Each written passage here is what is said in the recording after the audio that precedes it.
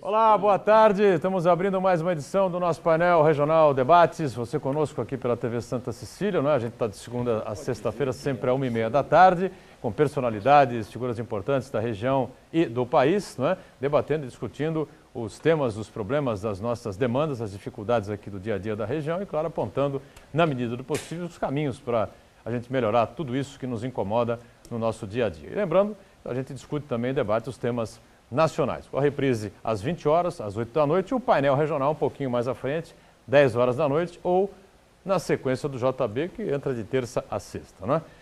Muito prazer, a gente recebe aqui nessa edição do painel Debates o advogado Dr. Matheus Cury, presidente reeleito do Conselho Penitenciário do Estado de São Paulo. Boa tarde, obrigado mais uma vez por estar com a gente aqui, Matheus. Não errei não, é isso mesmo, né? É isso mesmo, boa tarde, Edgar, tudo bem? Graças a Deus. Obrigado pelo convite, é um prazer estar aqui novamente, você que é um grande amigo. E também entre grandes amigos aqui, o Abissair Rocha e o Heraldo. É uma satisfação muito grande estar aqui, muito obrigado. Prazer é nosso em mais uma vez receber aqui o Matheus Cury, né, figura de destaque na área estadual, né, e nacional, nessa questão desse debate interminável sobre o sistema penitenciário e, claro, abrangendo também a área da segurança pública, né? Jornalista mais do que consagrado e respeitado nessa área, né? Área policial, o nosso Abissair Rocha, mais uma vez, nos dá o prazer e a satisfação de estar conosco aqui no painel Debates. Tudo bem, Rocha? Prazer revê-lo. Prazer foi meu, tudo bem? Muito obrigado pelo convite. E o nosso Heraldo José dos Santos, mais uma vez com a gente aqui também no painel. Tudo bem, Heraldo? Boa tarde. Boa tarde, Boturão. Boa tarde, doutor Matheus Cury, Abissair Rocha, colega jornalista aqui, e a você de casa que nos assiste. Para você de casa, 3014-5281, ligue para cá, participe conosco, envie a sua pergunta, o seu comentário, debata com a gente a respeito dos temas importantes com relação à área da segurança, com relação ao sistema penitenciário e à nossa região metropolitana também.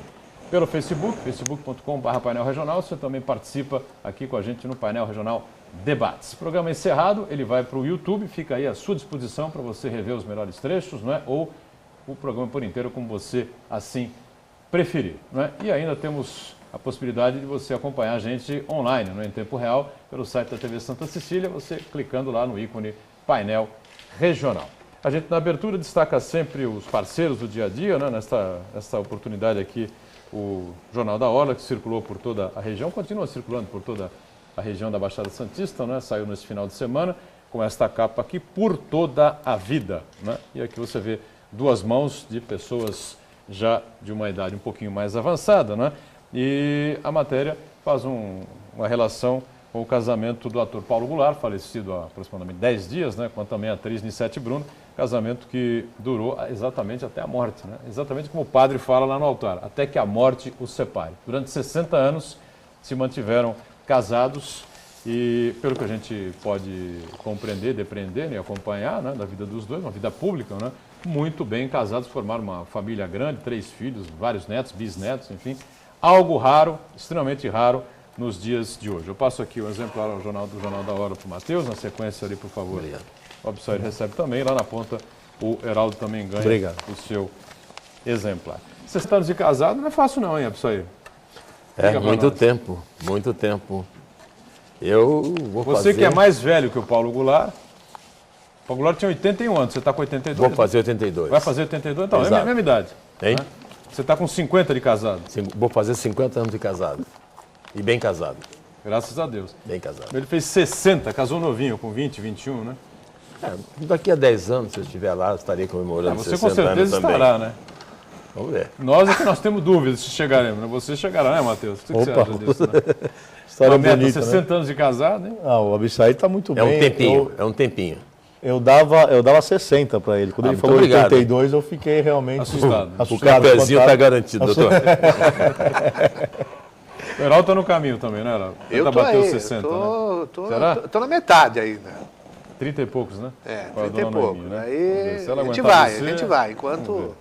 Se se comportar, quem sabe dê certo. Isso, vou ficar seguindo aí a cartilha do Rocha.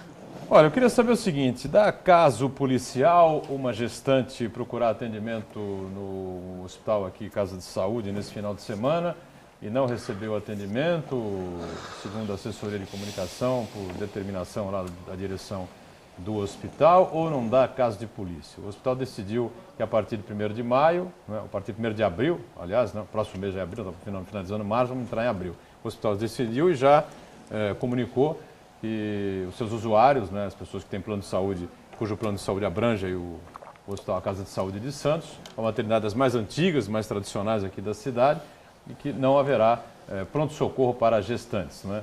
O atendimento de última hora, né? Aquela correria lá, enfim, os partos vão ser todos programados, né? E as crianças vão ter que nascer, e se eu não estiver errado, os obstetras, hoje à noite no painel regional, temos um obstetra agendado que vai poder explicar isso direitinho. Acho que serão todos pela cirurgia, né? Não for um parto natural, não mais, né? Mas é caso de polícia isso, Matheus, na sua visão? Uma situação Se dessa? ocorrer alguma coisa com a saúde do bebê ou da mãe, sim, porque é uma negligência médica, né? O hospital, o médico, tem o dever de agir. E as pessoas que têm o dever de agir, têm o dever de cuidado, quando omissas, praticam crime, evidentemente, desde que haja potencialidade lesiva, ou seja, desde que comprometa a saúde do bebê ou da gestante. Agora, também é de se analisar em que circunstâncias isso se deu. Eu, ao ler o jornal hoje de manhã, me parece que estava agendado o parto, né? E Mais à frente, pré-agendado o parto, mais à frente, né? Ela vinha então com tem contrações fortes, né? Tem que ver quais as circunstâncias disso, né? Evidentemente, se o hospital não atende mais, não tem mais a obrigação de Não tem atender. obrigação? Não, em situação de emergência, qualquer hospital tem, né? Nem que encaminhe para outra unidade de saúde. Em situação de emergência tem. Agora, pode não ter mais a obrigação de atender um parto marcado, alguma coisa nesse sentido. Mas em situação de emergência tem. Agora, foi o caso. Lá, grávida, com a barriga enorme, cheia de contrações, e a pessoa, aí o atendente vai Fiz lá o e fala, não, pré-natal lá. mas o seu parto está agendado para a semana que vem. A senhora não tem que estar tendo contrações. Avisa aí o bebê, manda ele ficar quieto. Eu não estou acreditando mais em nada. Tem duas questões aí, né? São duas violações. A de relação de consumo, porque tem relação de consumo na prestação de serviço médico, né? E não só na relação de consumo, mas, repito, se eventualmente isso prejudicar a saúde da criança ou da mãe, uma negligência médica e aí um crime, seja de lesão corporal ou de homicídio. Muito bem, Rocha e... Não, a pergunta Geraldo, que eu faço para o Dr. Cury é o seguinte: tem o plano de saúde. Esse plano está agendado, inclusive, nos hospitais que atendem. Agora, a partir do momento em que esse hospital não quer mais atender, a Beneja não atende mais, como é que fica a situação daquele cidadão que tem um plano que ele paga com muito sacrifício, ele paga o plano de saúde dele, como é que fica a situação dele?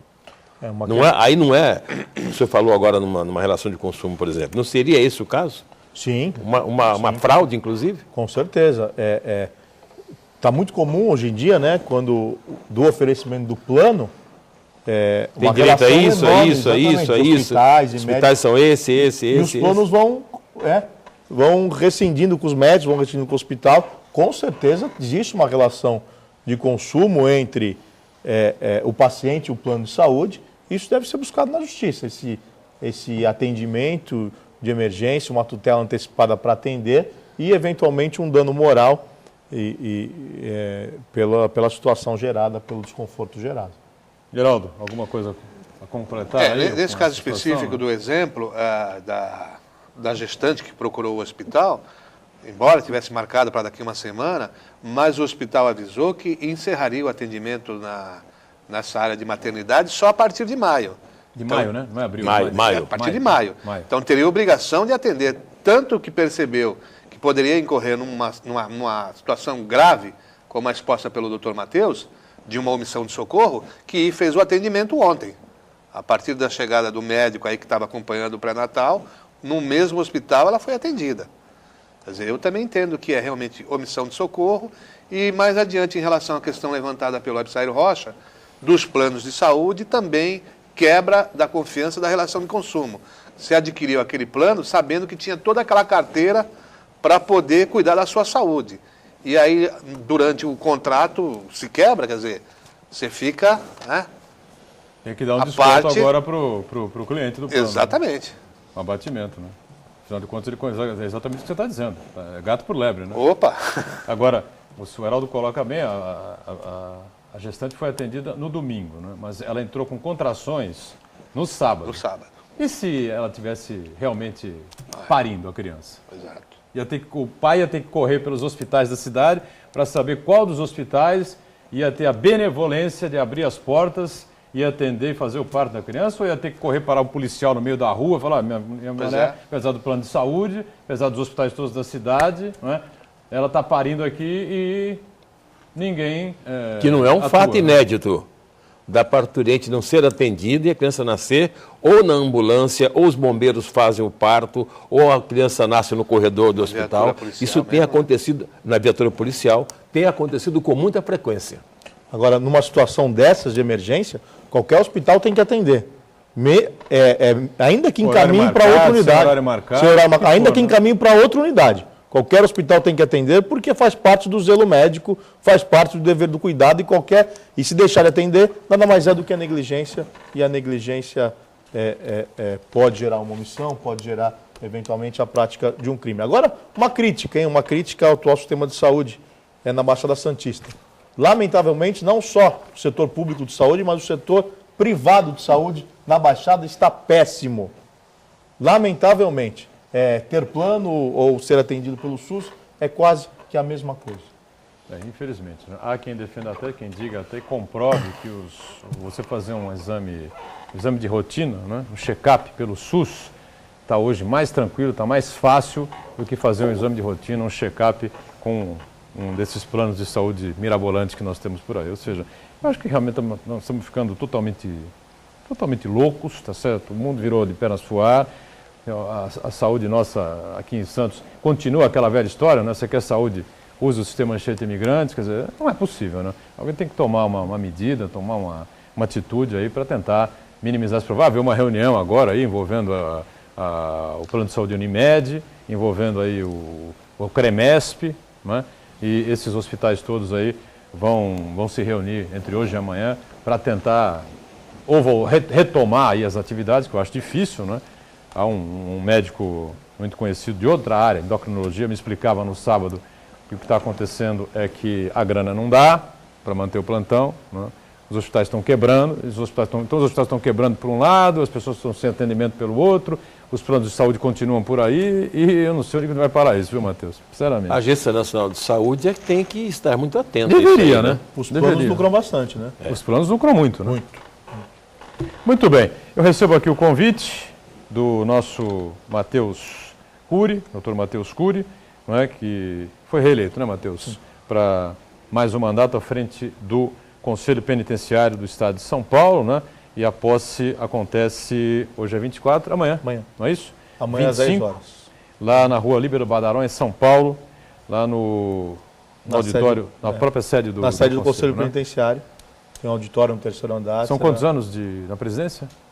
Mandato de... Agora mais dois. Mais né? dois. Fiquei Cumpriu 2 anos, agora vai cumprir agora mais dois. Mais dois, né?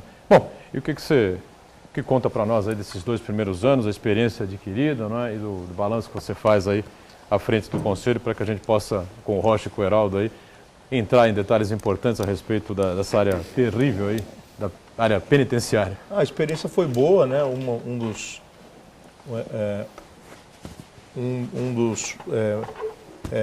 Uma das competências do Conselho Penitenciário é dar parecer nos processos de indulto, né? Nesse último ano, passaram pelo Conselho 40 mil processos. Nós fizemos um mutirão com o Tribunal de Justiça, com a Secretaria de Administração Penitenciária, e analisamos esses 40 mil processos em tempo recorde, o que ajudou bastante nesse processo de ressocialização do preso, né? Mas ainda muito a caminhar. O que a gente pretende cada vez mais é aproximar o sistema penitenciário da sociedade.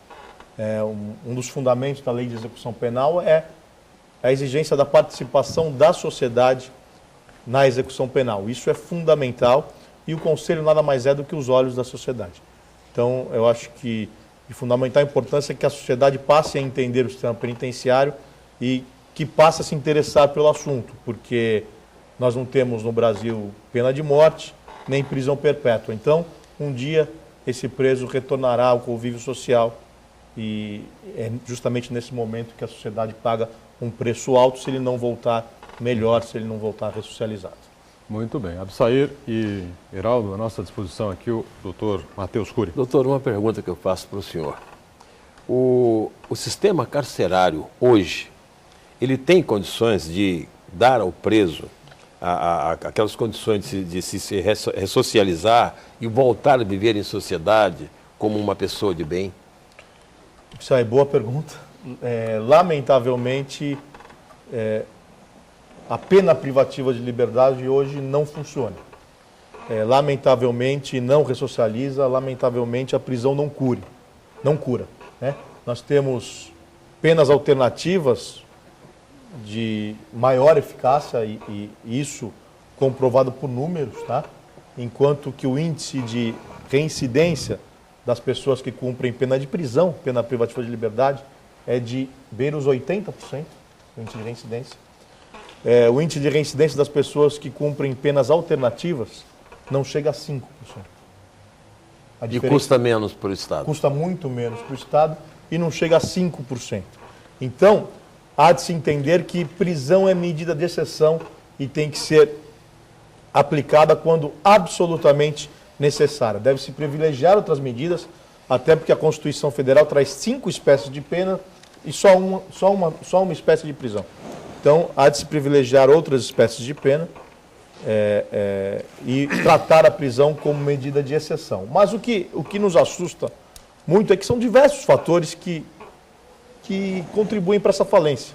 Né? A superpopulação carcerária, e hoje o déficit no estado de São Paulo é de cerca de 100 mil presos.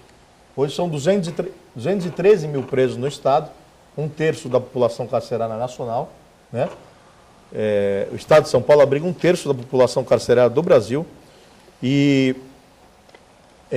nós temos um déficit de 100 mil vagas. Então, todos os estabelecimentos penais estão super lotados. Sem falar nos mais de 100 mil mandados de prisão que estão na rua. Sim, hoje seria inviável de cumprir. Inviável. Porque não tem onde colocar tanto preso. E mesmo assim já são 150, salvo engano, 157 unidades prisionais. São construídas por ano 10, 12, 15 unidades prisionais e o Estado não dá conta, porque são presos por dia 48 pessoas, ou seja, 48 pessoas a mais para o sistema, ou seja, 2 presos por hora, né? 48 por dia, 1.300 presos por mês, mais ou menos. Então, isso a mais. Contando os que entram, os que saem, sobram 2 por hora, sobram 48 por dia. E entra mais do que sai. Entra mais do que sai. Então, para manter do jeito que está, precisariam ser construídos de 2 a 3 estabelecimentos prisionais por mês, o que é absolutamente inviável. Né?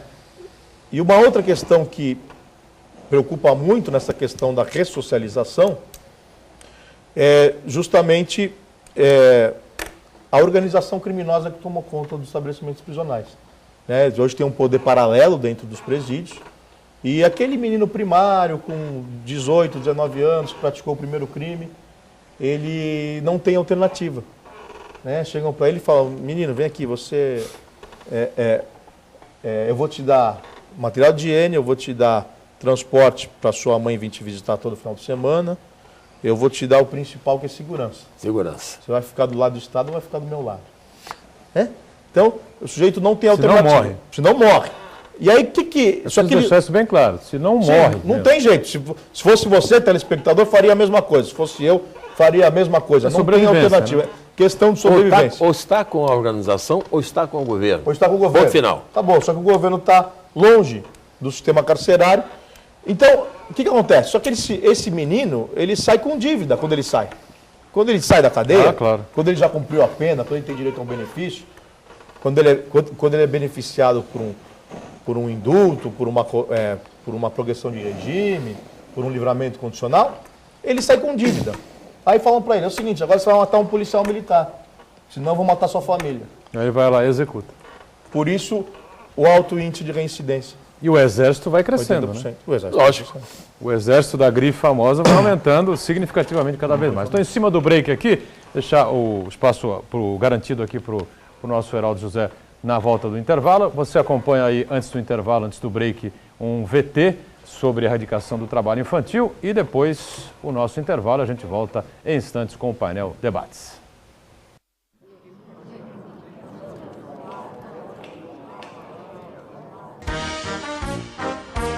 Todos os dias vemos crianças trabalhando nas ruas, muitas vezes manipuladas por adultos que recebem o dinheiro arrecadado para realizarem atividades ilícitas. Quando você dá esmola, é essa plateia que aplaude.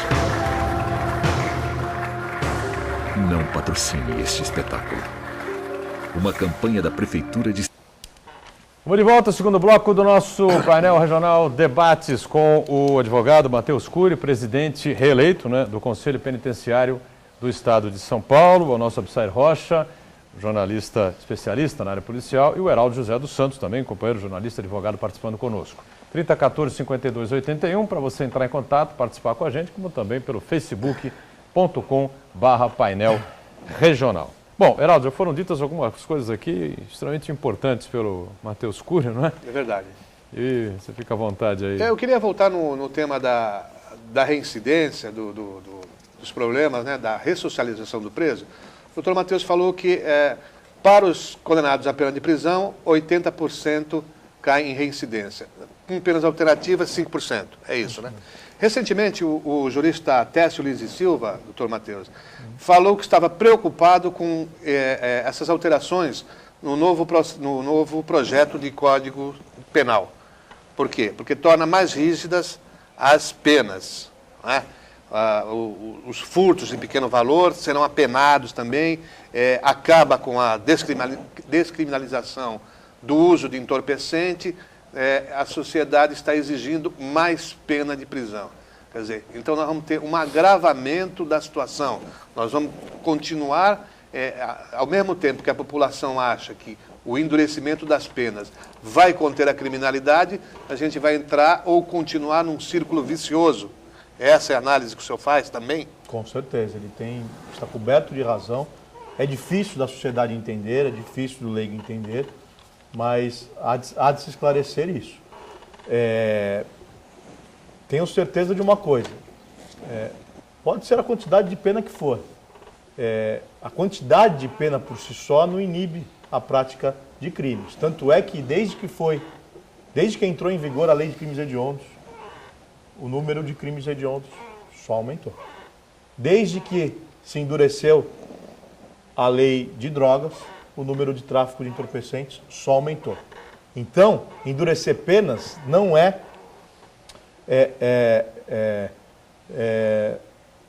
não quer dizer que vá efetivamente baixar os índices de criminalidade. O que a sociedade precisa é de uma prestação judiciária eficaz e rápida.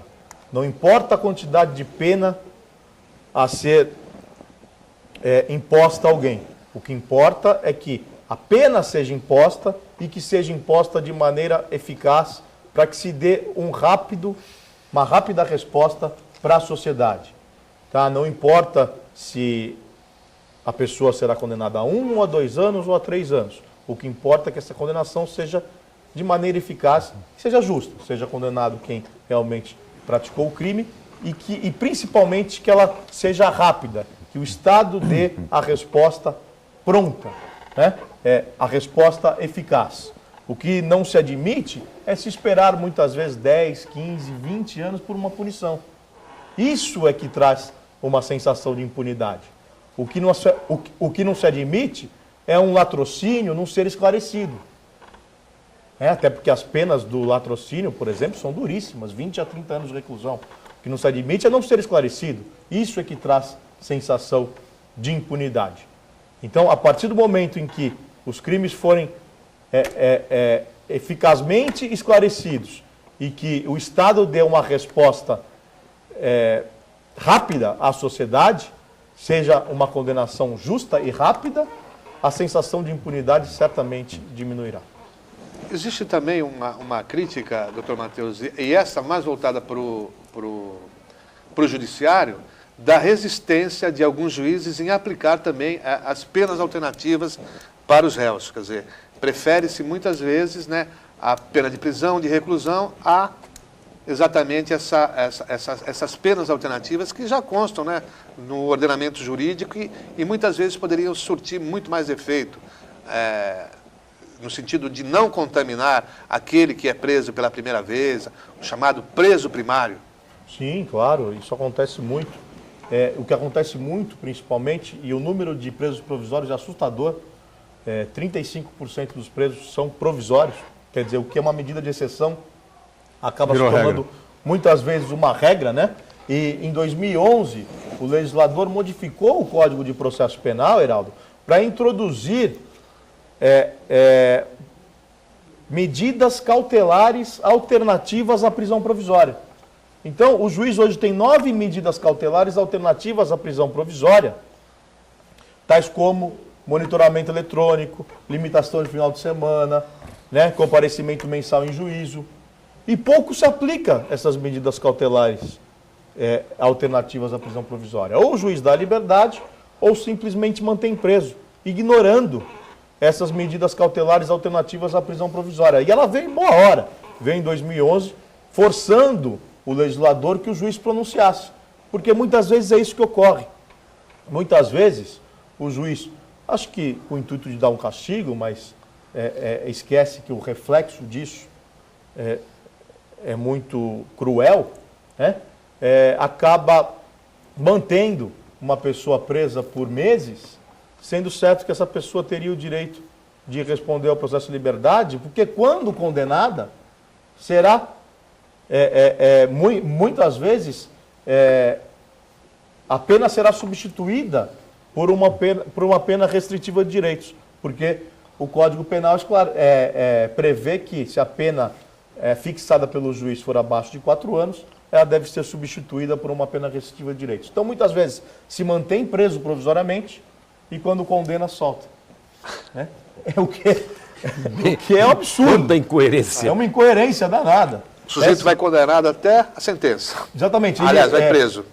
Ele cumpre antecipadamente a pena, que depois será de prestação de serviços à comunidade, mas ele cumpre antecipadamente. Já cumpriu porque ficou preso 3, 4, 5, 6 meses. O senhor falava, doutor, na quantidade de presos, teve um estudo da ONU que falou o seguinte, que o Brasil tem 550 ou 560 mil presos e desses 214 mil sequer foram julgados. Exatamente.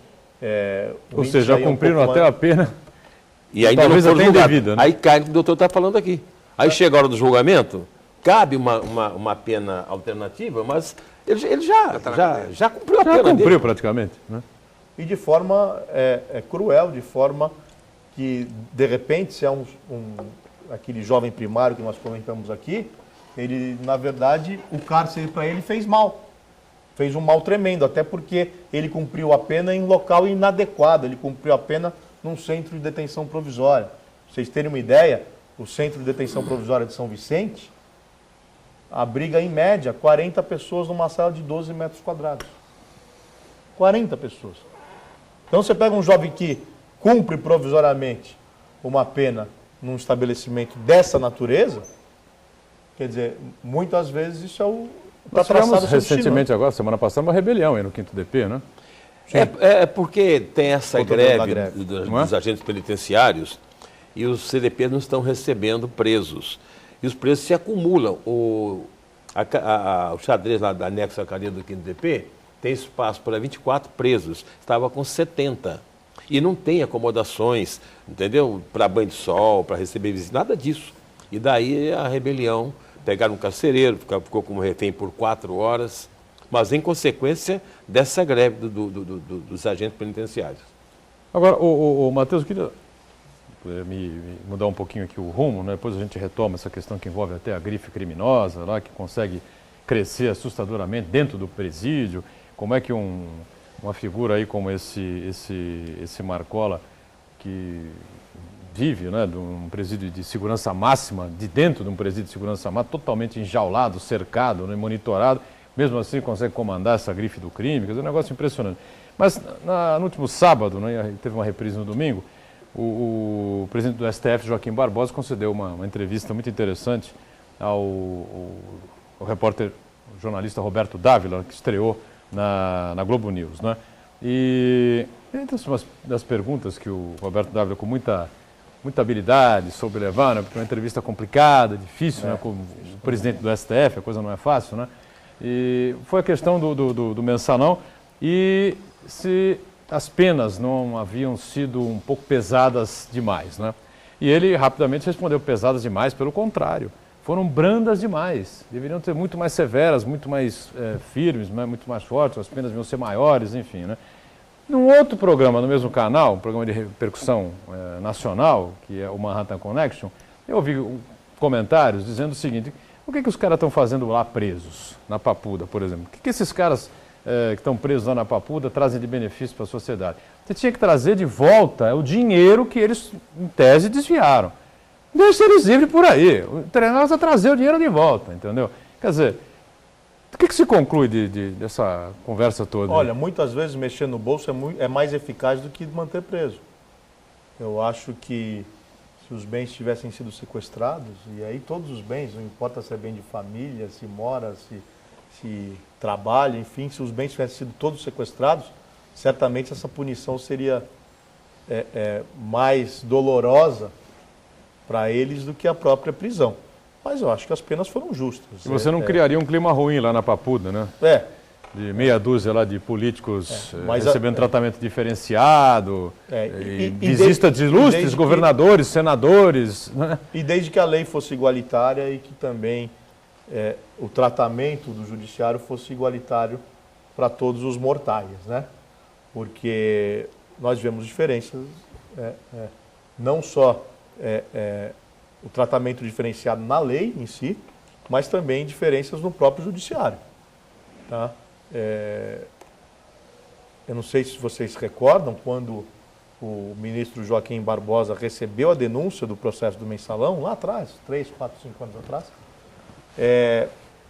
ele, ao receber a denúncia, disse que o José Dirceu comandava uma verdadeira organização criminosa.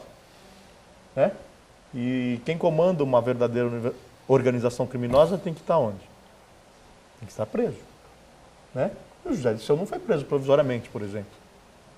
Mas qualquer Zé Mané que comanda uma quadrilha de 3 ou 4 se mantém preso, porque qualquer juiz de direito mantém preso aquele que se organiza em quadrilha. Eu acho que isso permitiu, inclusive, um acontecimento que virou piada. Bom, além da prisão, eles são condenados a uma multa pecuniária de X. Em uma semana, cada um arrecadou o dobro do que precisava para pagar a multa. Não saiu do bolso deles. Saiu do bolso isso aí virou uma piada. É um escárnio, né? Hein? Um escárnio nacional. É lógico. Zombaram do judiciário com isso. De onde teria vindo esse dinheiro? Né? O ministro que ousou levantar dúvidas sobre isso aí, Gilmar Mendes, queriam processá-lo, para ele provar que realmente a origem do dinheiro seria desse dinheiro que não apareceu, que não sei o que e coisa e tal. Estavam esquentando o dinheiro, né? Estavam esquentando o dinheiro. Justamente fizeram isso porque não precisa se identificar para fazer o depósito, né? É o cúmulo, né? Qualquer um vai no caixa eletrônico e faz o depósito. Houvesse realmente o confisco que o Dr. Matheus se referiu aí, dos bens, não aconteceria.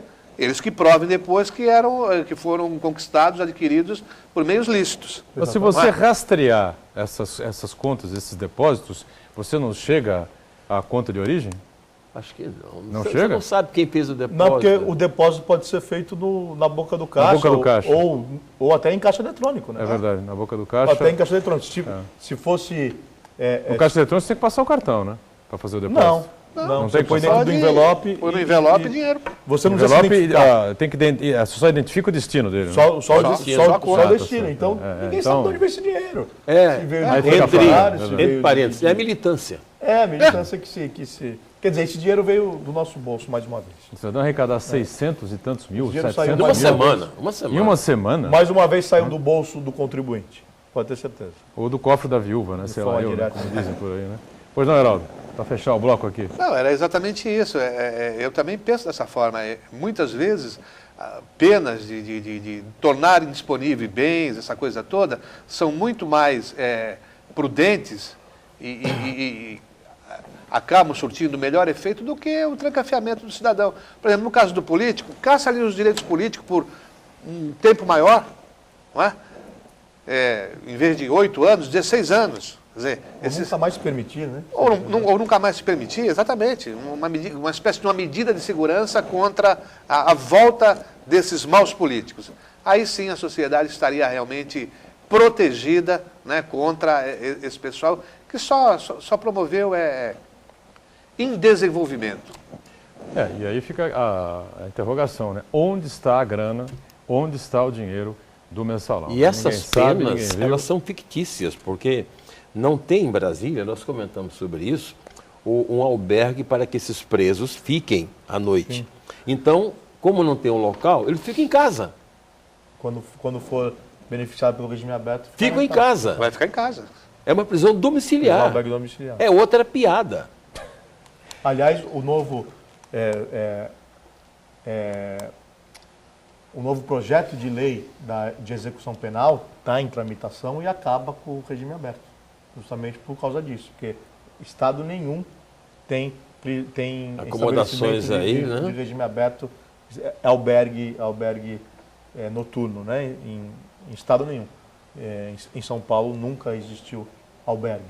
Então, aqueles que são condenados em regime aberto acabam cumprindo a pena em casa. Vamos para o nosso intervalo, já a gente retoma aqui o painel regional Debates, em instantes. Muito bem, a gente retoma aqui o terceiro e último bloco desta edição do painel regional Debates, com prazer conversando aqui com o advogado, doutor Matheus Cury, Matheus que foi reeleito para a presidência do Conselho Penitenciário do Estado de São Paulo e toma posse de segundo mandato nesta terça, amanhã, dia 25, amanhã. Né? E conosco também o nosso Abissair Rocha, o Heraldo José dos Santos. E eu queria bater um pouquinho mais nessa tecla aí, Matheus, do crime organizado, né, das quadrilhas crescendo, se difundindo aí dentro das prisões.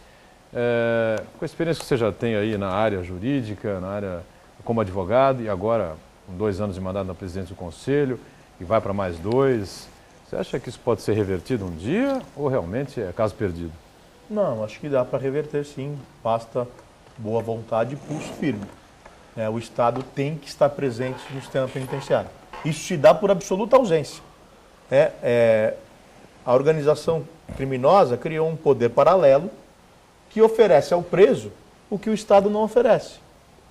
Oferece ao preso, por exemplo, material de higiene, que é coisa básica, que o Estado deveria, por obrigação, oferecer. Um colchão, um transporte para a família visitar, segurança, que é o principal. Enfim, coisas de sobrevivência básica. Então, isso demonstra a absoluta ausência do Estado dentro do cárcere. A partir do momento que o Estado tomar conta do cárcere, presente no cárcere, garantindo todos os direitos e garantias fundamentais do preso, possivelmente isso enfraqueça e muito essa organização que nasceu do presídio e se sustenta dela. A organização criminosa não só nasceu, mas se sustenta. Já invadiu aí uma série de setores importantes da sociedade. Né? Aliás, está em setores do poder, né? Financia campanhas eleitorais, né? Na última eleição, o candidato que seria a Grande São Paulo, não sei se é Osasco, ele seria financiado pela organização, então ele não pôde concorrer. Agora, o doutor falou aqui, o doutor Curto falou o seguinte, de cada 10 jovens que entram na cadeia, no mínimo, 9 se aderem ao crime, a essa organização, porque ela vai dar a ele a segurança lá dentro, vai levar para ele o que ele precisa, material de higiene, a família vai ter a passagem de ônibus para visitá-lo, tem um advogado que é pago, tudo isso aí o preso tem quando ele está nessa organização. E quando ele sai de lá, ele tem um débito imenso, um débito que não vai pagar nunca.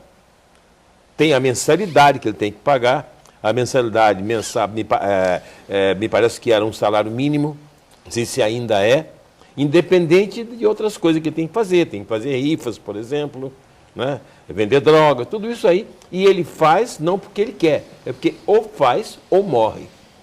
Ponto final.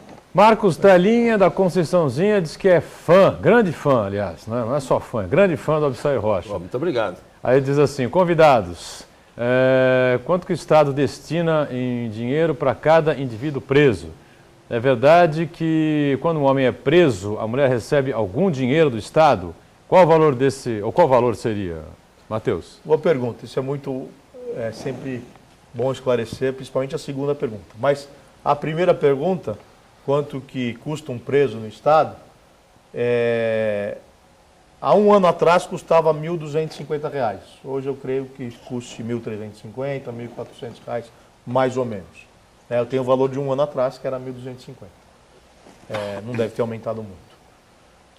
E quanto a essa questão do dinheiro, é o chamado auxílio reclusão. Não é assim.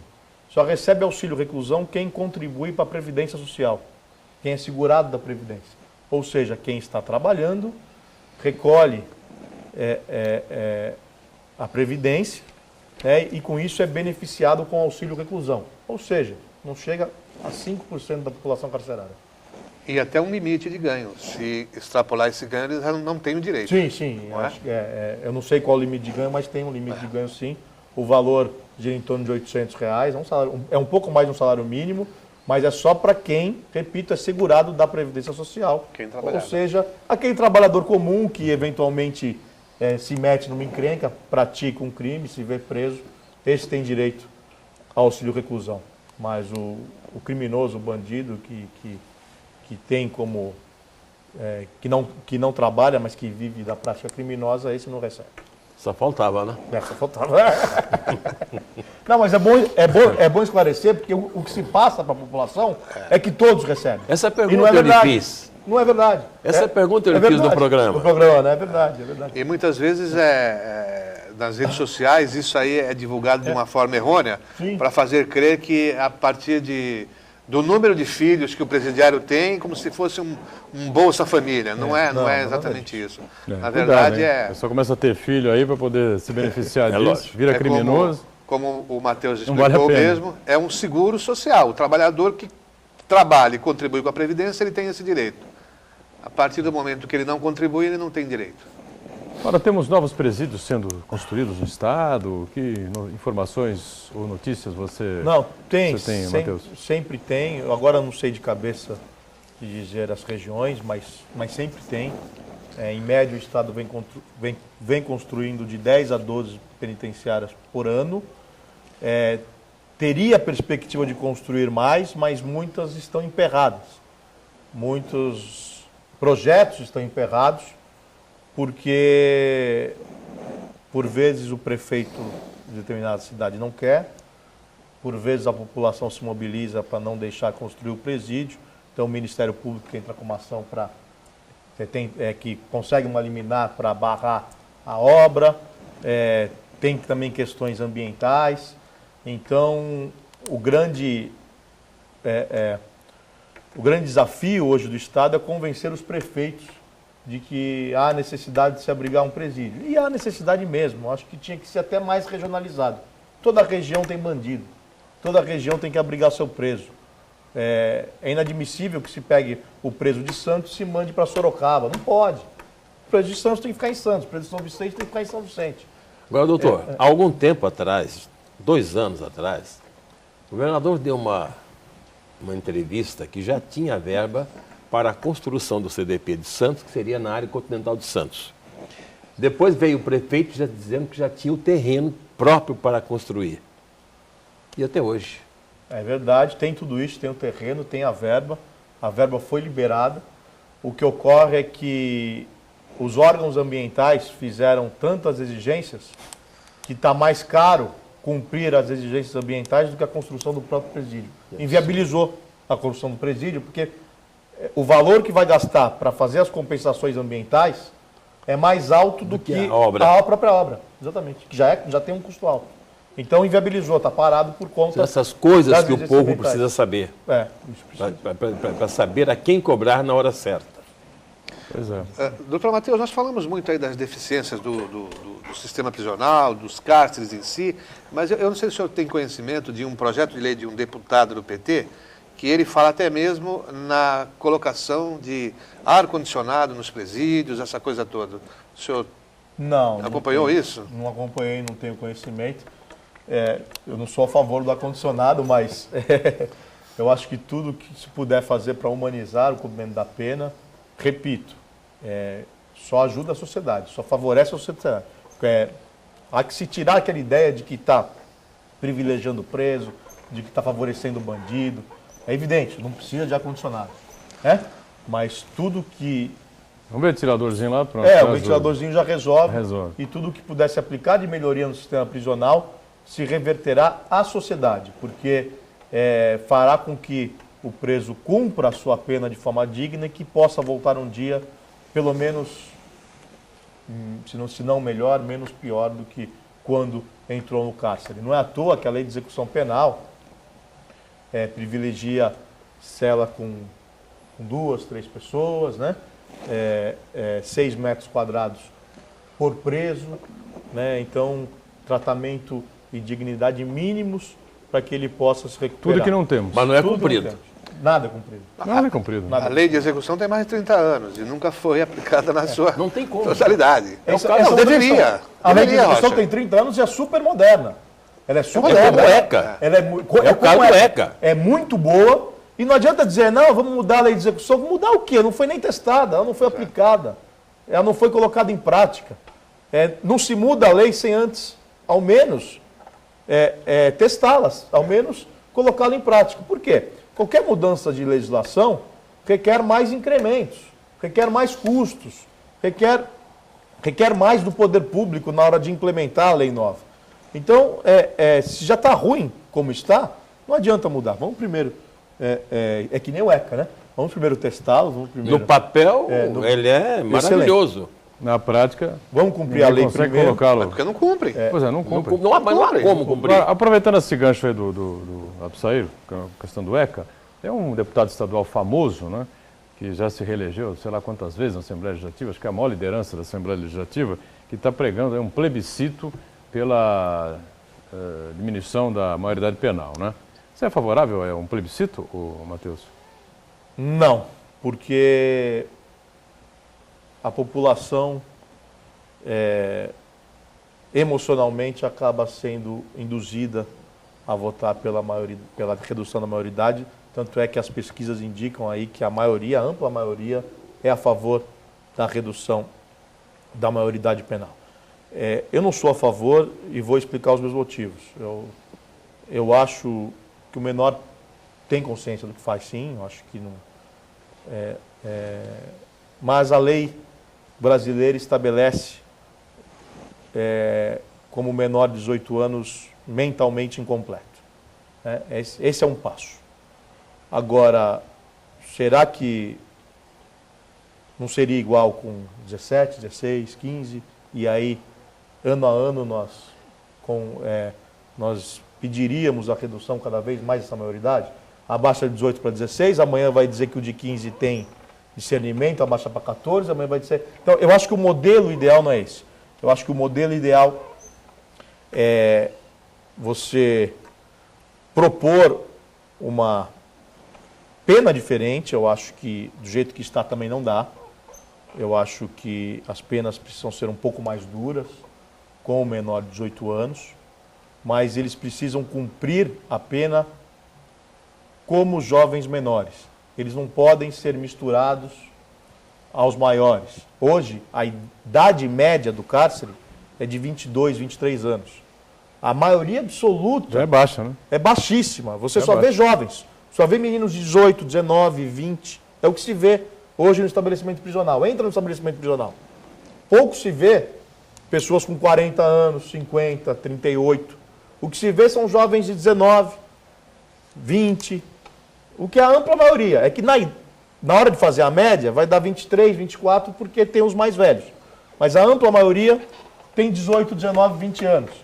Quer dizer, isso vai fazer com que a idade média do cárcere seja reduzida para 16, 17, 18 anos, que será um fiasco, uma tragédia. É uma ilusão pensar que baixar a maioridade para 16 anos acaba com o crime praticado pelos adolescentes. Não, imagina. Não é nada disso. Há uma série de conjuntos, de medidas que têm que ser tomadas para se chegar a uma conclusão.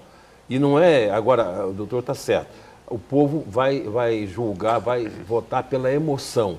E nós temos que ter especialistas discutindo a questão para tomar uma decisão sobre o ECA, e não o povo. Nita Lemoa, em participação com a gente aqui, essa semana estava no pronto atendimento da Unimed e vi uma criança chegar com o pé quebrado. E como não tinha ortopedia, encaminharam para outro local. Isso não é só com gestantes, já acontece com todas as áreas e até no raio-x. Discutimos isso aqui. A saúde está doente. O secretário de Saúde de Santos aqui nesse programa, não sei se o Heraldo participou daquela matéria, onde nós colocamos exatamente essa questão do pronto atendimento aqui. São inúmeras e centenas as reclamações e de casos complicados, até de erros de diagnóstico, enfim, situações perigosas aí que podem levar a seríssimas complicações. Né? É uma regressão muito grande na área da saúde, né? Do pronto atendimento e até a retaguarda mesmo. Esse raio-x, esse raio-x aqui do PA, do pronto atendimento da Unimed, aqui da Conselheiro Nebias, o meu filho, quando fazia boxe uma época, vou dar um depoimento rápido aqui, fazia boxe uma época, ele tomou uma atraulitada lá do professor e chegou em casa todo dolorido e tal, não sei o quê, minha esposa correu com ele para a Unimed. Graças a Deus foi atendido por um bom médico, um bom profissional, na época o Dr. Grilo, que foi assessor do Dr. Odílio Rodrigues na Secretaria de Saúde, né, na gestão anterior. O Grilo pediu um raio-x, o raio-x veio todo nebuloso, ele olhou e falou, olha, eu vou te medicar aqui por uma noite, mas amanhã fala para o teu pai correr e achar um bom ortopedista, porque a coisa aqui está meio difícil. Ele medicou, enfaixou, no dia seguinte nós fomos no ortopedista, estava trincado realmente uma costela, né? Aí teve que ficar enfaixado durante o próprio médico reconheceu. Tal, né? Mas porque o médico reconheceu, porque é um médico de carreira longa, experiente, cabelos brancos, né? 57, quase 60 anos de idade, né? Então, não tem por que ficar se apegando ali àquela coisa, entendeu? Falar, temos deficiências aqui, não está dando para ver direito aqui, eu não sou especialista da área, eu acho que tem algum problema aí. Vou te medicar essa noite para você dormir bem, dormiu bem, enfaixado. No dia seguinte corremos no ortopedista, um especialista realmente estava trincado lá. Uma experiente que conhece, né? O caso as coisas não andam fáceis realmente na área da saúde. Estamos fechando aqui o programa, querendo agradecer e cumprimentar o Matheus Cury, não é? Pela reeleição ao Conselho Penitenciário, a presença do Conselho Penitenciário do Estado. Sucesso, Matheus, e volte aqui em outras oportunidades, porque o papo é sempre bom com você. Viu? Obrigado, Edgar, você é um grande amigo, obrigado pela recepção, sempre foi muito bem recebido aqui, agradeço mais uma vez. Estão todos convidados, amanhã às 10 horas, no Conselho Penitenciário. Na mesma oportunidade será inaugurada a Galeria dos Ex-Presidentes. Obrigado também ao nosso Absair Rocha, pela presença sempre importante aqui com a gente. Volte mais vezes aqui. Rocha, obrigado. Obrigado ao nosso Heraldo, sempre conosco aqui às segundas. A você que nos acompanha, para o Debates volta amanhã sempre às 1h30 da tarde, reprise às 20 horas. Um pouquinho mais na frente, às 10 da noite, o Painel Regional. Até amanhã. Tchau.